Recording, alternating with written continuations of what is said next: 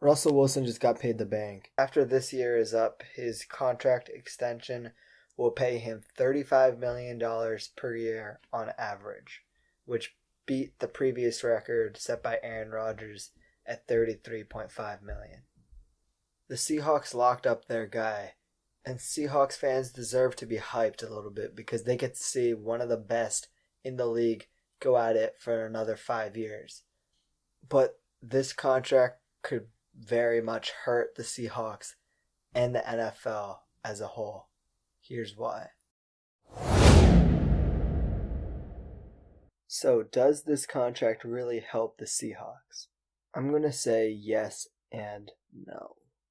Russell Wilson is one of the top 5 QBs in the league, maybe top 3, depending on who you talk to.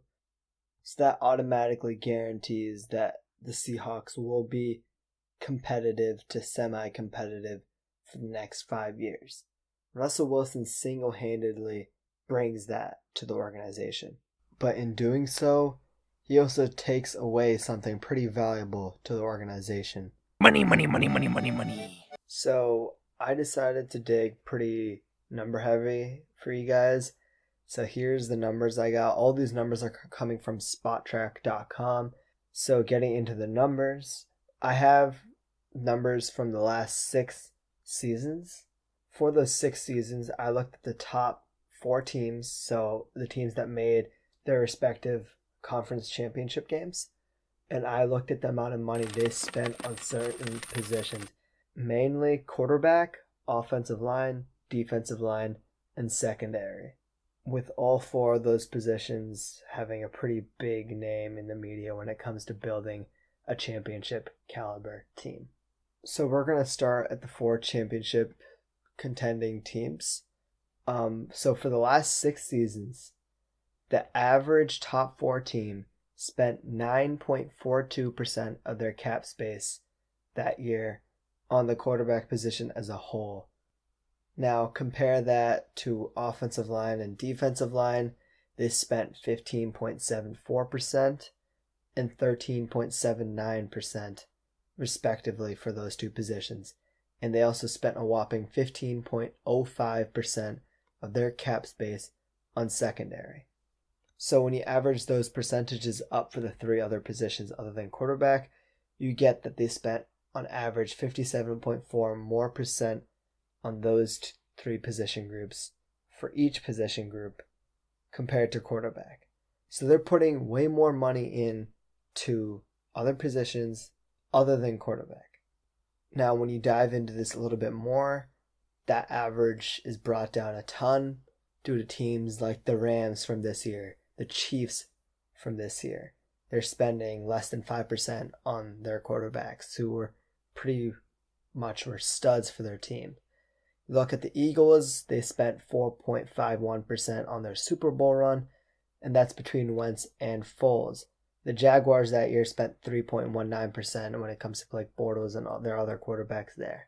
And if you look at a team like the Cardinals in 2015, that was their great year where they went 13-3, I believe.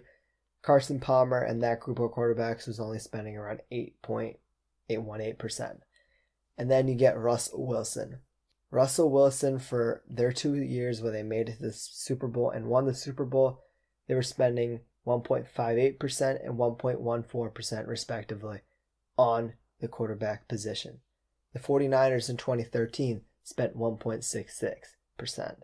So you see, you got all these teams with young quarterbacks, and they were investing in other positions to help build around those young superstar quarterbacks in most cases other than.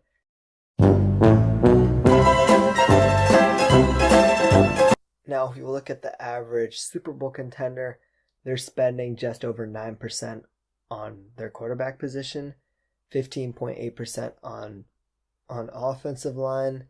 They're spending around 14.3% on defensive line and 14.8% on their secondary position. Again, they're spending significantly more money per position group for those 3 other main positions when compared to quarterback. Now, when you go to the Super Bowl winner, you got pretty much an 8.7%, when it comes to cap space spent on the quarterback position versus 15.95% on the offensive line, 12.5% for defensive line, and 14.51% for secondary. Again, there's a clear trend here. When you're paying your quarterback around 9%, even less than 9%, you're tending to get more successful teams.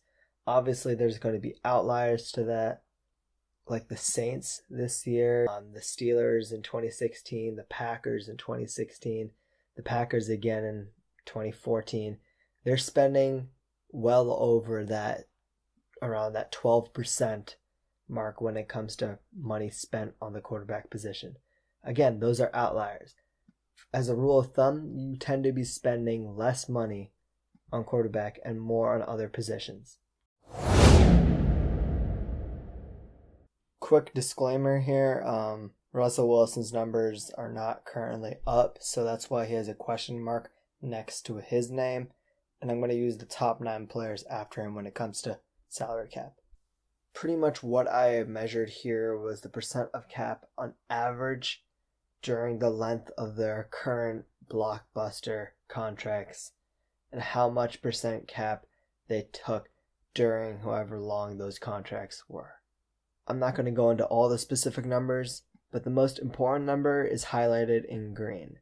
The average for all of those 9 players was 14.41% of cap spent on their single contracts.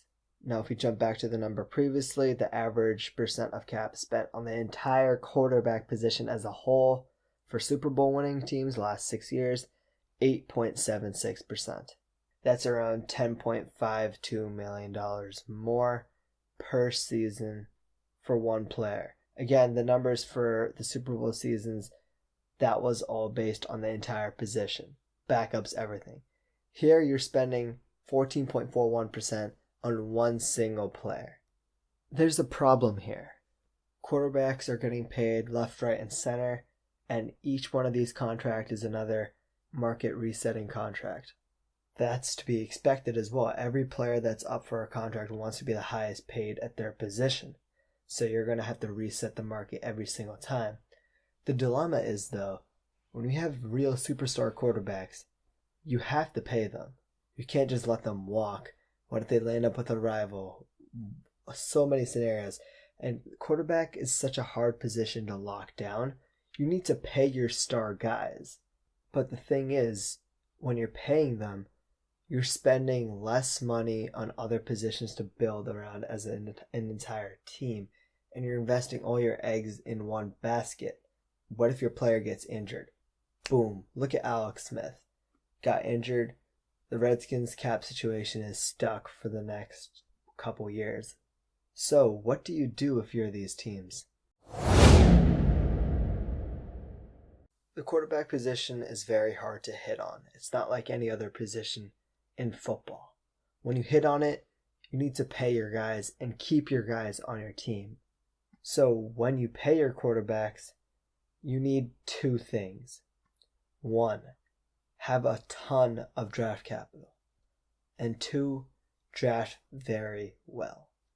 You don't have the money to spend on other positions. You can't go luxury spending as much when compared to other teams who aren't invested in a highly paid player.